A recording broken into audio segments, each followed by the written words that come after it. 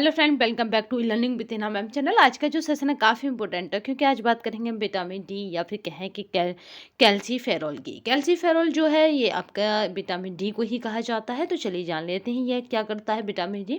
क्योंकि vitamin D जो हम कहें कि अगर विटामिन डी की यानी एकमात्र ऐसा विटामिन जो हमें कहाँ से हमारे शरीर में बनता है, सूर्य की किरणों से। तो चलिए इसी के बारे में डिटेल में देख लेते हैं।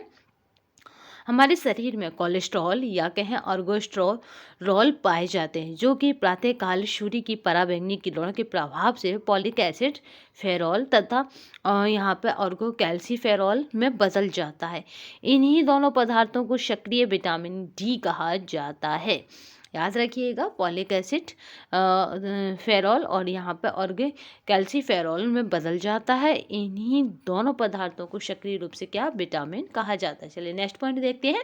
विटामिन डी को क्या कहा जाता है। तो विटामिन डी को कैल्सीफेरॉल के नाम से भी जाना जाता है या कैल्सीफेरॉल के नाम से जाना जाता है। विटामिन डी मक्खन, यकृत, गुर्दे, मछली, तेल, अंडों की जर्दी आदि में पाया जाता है। यहीं पर नेक्स्ट और देखते हैं। विटामिन डी आहार नाल में कैल्शियम तथा फास्फोरस के अवशोषण को बढ़ाता है। यानी ये आहार नाल जो की होती है, यानी जब आप पाचन तंत्र पढ़ते हैं तो आहार नाल पढ़ा होगा आपने, तो जो मुख गुहा से शुरू होती है और आपके मलद्वार तक चलती है, तो इसी में कैल्शियम तथा फास्फोरस के अवशोषण को बढ़ावा देता है।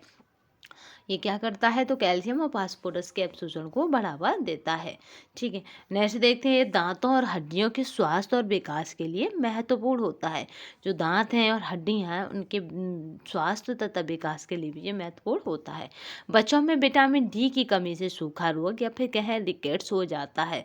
अगर बच्चों की बात की जाएगी तो विटामिन डी की कमी से इन्हें क्या सूखा रोग या फिर कहें रिकेट्स हो जाता है, जिससे हड्डियां कमजोर, लचीली और टेढ़ी मेढ़ी हो जाती हैं।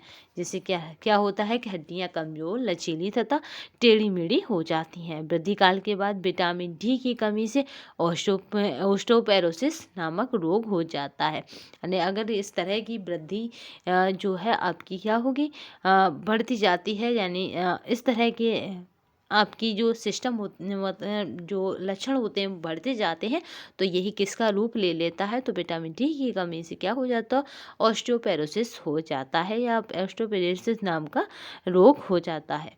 ठीक है, तो ये काफ़ी इंपॉर्टेंट हो जाता है। अगर इसको विटामिन डी ना पूछ कर क्या पूछ लें, तो आप बताएंगे इसको कैल्सीफेरॉल पूछ लें।